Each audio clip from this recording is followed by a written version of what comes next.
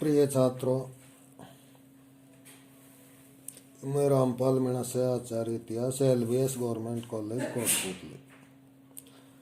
आज मैं द्वितीय अफीम युद्ध के कारणों और परिणामों के बारे में संक्षेप में चर्चा कर रहा हूँ।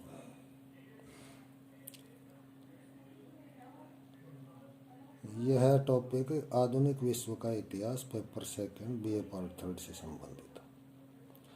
प्रथम अफीम युद्ध में चीन को परास्त तो ब्रिटेन ने किया, मगर उसके पश्चात धीरे धीरे अन्य यूरोपीय शक्तियों ने भी चीन के साथ संधि कर सुविधाएं प्राप्त की। अमेरिका के साथ की गई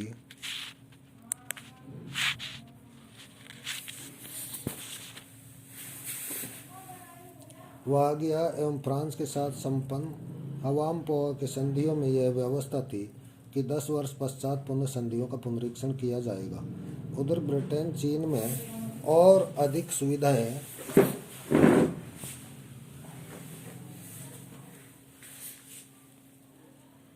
प्राप्त करना चाहता था।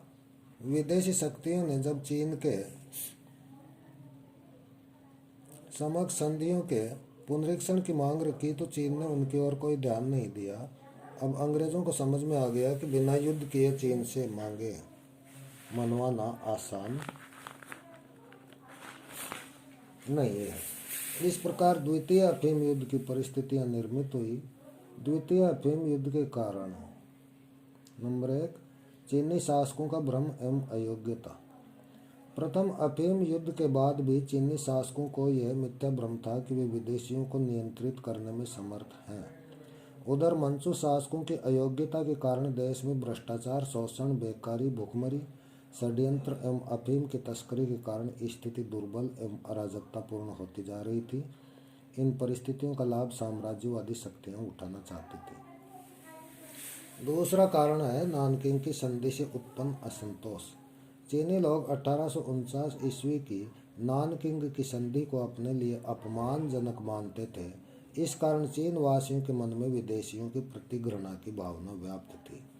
नंबर 3, चीनियों को बलात् मजदूर बनाना।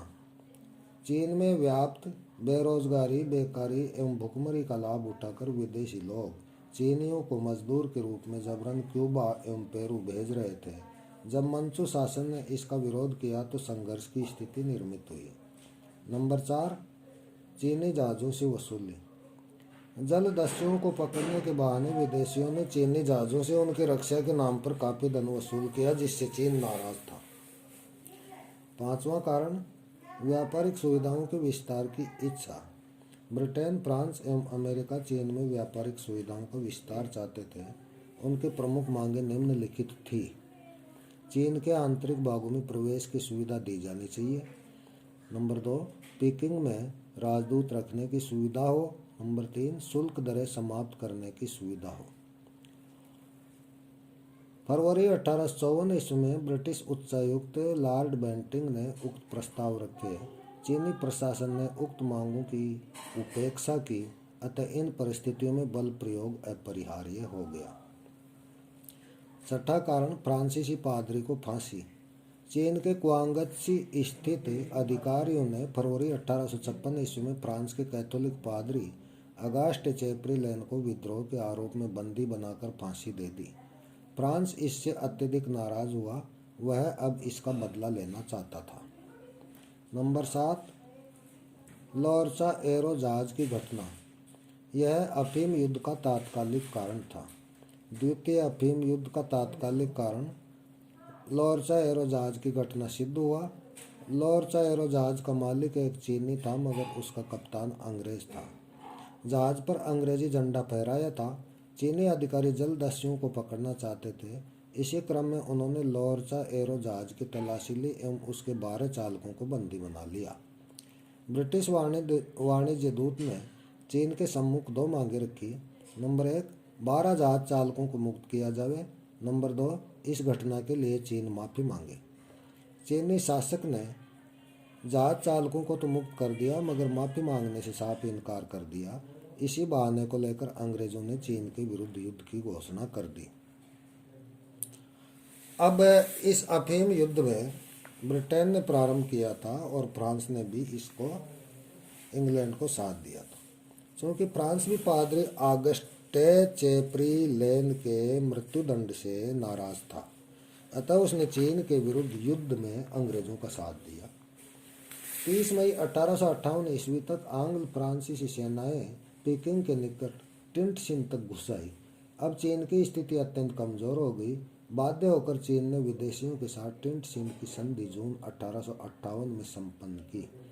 इंग्लैंड, फ्रांस एवं अमेरिका के साथ पृथक पृथक 4 संधियां संपन्न की। अब यह जो टिंटसिन की संधि हुई उसकी शर्तें इस प्रकार थी। नंबर 1, 11 नवीन बंदरगाह चीन ने विदेशियों हेतु व्यापार एवं निवास के लिए खोल दिए। नंबर 2, यांगत्से नदी में अब विदेशी जहाजों को रक्षा व्यापार की अनुमति प्राप्त हुई। नंबर 3, विदेशी राष्ट्रों को पीकिंग में राजदूत रखने की सुविधा प्राप्त हुई।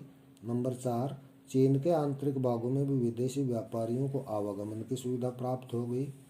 नंबर 5, ईसाई मिशनरियों को चीन में धर्म प्रचार की सुविधा प्रदान की गई, जिनकी सुरक्षा का दायित्व चीनी सरकार ने लिया।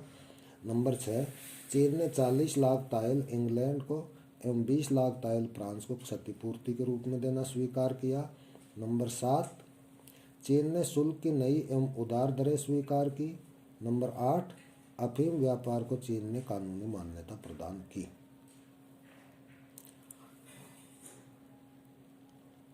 टिंटसिन की संधि को स्वीकार करने में जब पीकिंग सरकार ने आनाकानी की तो युद्ध पुनः आरंभ हो गया। अंततः चीनी सरकार को पीकिंग की संधि स्वीकार करनी पड़ी। यह पीकिंग की संधि अप्रैल 1860 ईस्वी में संपन्न हुई।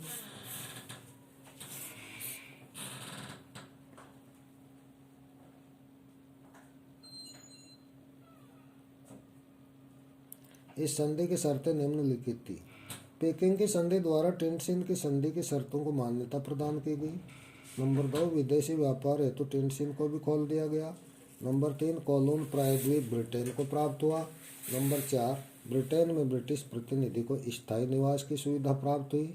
नंबर 5, इस संधि द्वारा चीनी मजदूरों को विदेश भेजा जाना वैध घोषित कर दिया गया। अब इन अफीम युद्धों के परिणाम अथवा इनकी समीक्षा के बारे में विचार किया जा रहा है। प्रथम एवं द्वितीय अफीम युद्ध में चीन की लगातार पराजय ने मंचू सरकार का खोखलापन जग जाहिर कर दिया।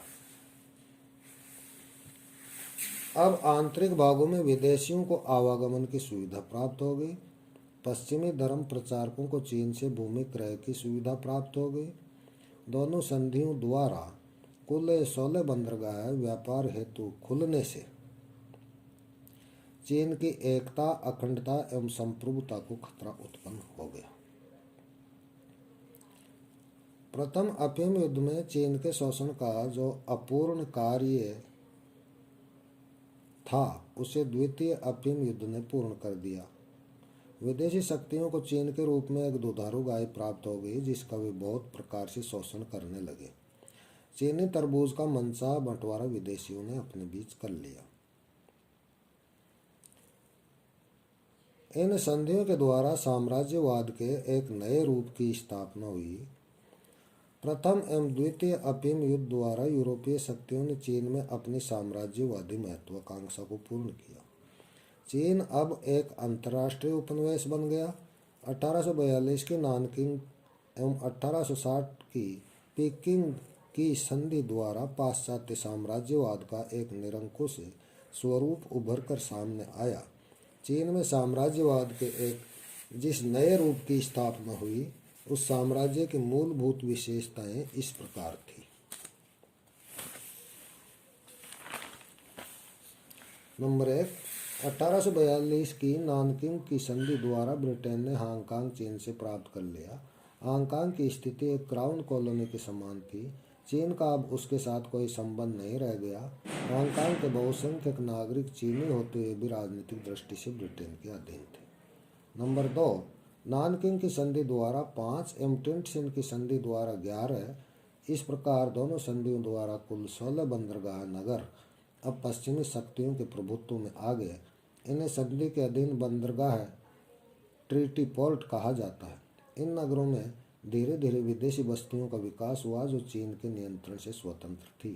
राज्य क्षेत्रातीत अधिकार के कारण यहाँ विदेशी शासन का ही स्वरूप बन गया। नंबर 3, 1860 ईस्वी के पश्चात आयात एवं निर्यात पर वसूले जाने वाले कर का कार्य विदेशी लोगों ने अपने हाथ में लिया। इंपीरियल मैरीटाइम कस्टम सर्विस का प्रथम अध्यक्ष एक आयरिश रॉबर्ट हार्ट था। तटकर की वसूली विदेशियों के हाथ में जाने से चीनी सरकार को अत्यंत आर्थिक हानि हुई। नंबर 4, चीन का समस्त विदेशी व्यापार अब चीनियों के स्थान पर विदेशी व्यापारियों के हाथ आ गया। नंबर 5, चीनी बंदरगाह नगरों में विदेशी बस्तियां स्थापित हुई। ये चीनी लोगों से नाम मात्र का संपर्क रखते थे। अब स्थिति 1839 ईस्वी के पूर्णतः विपरीत थी। अब ये विदेशी अपने आप को श्रेष्ठ एवं चीनियों को हे ही समझने लगे। इस प्रकार प्रथम एवं द्वितीय अफीम युद्ध द्वारा पाश्चात्य शक्तियों ने चीन में साम्राज्यवाद के एक नए रूप की स्थापना की। चीन की सरकार अब इनके समक्ष अपने आप को अत्यंत लुटा पिटा एवं असहाय महसूस करती थी। यह दूसरे अफीम युद्ध के परिणाम थे।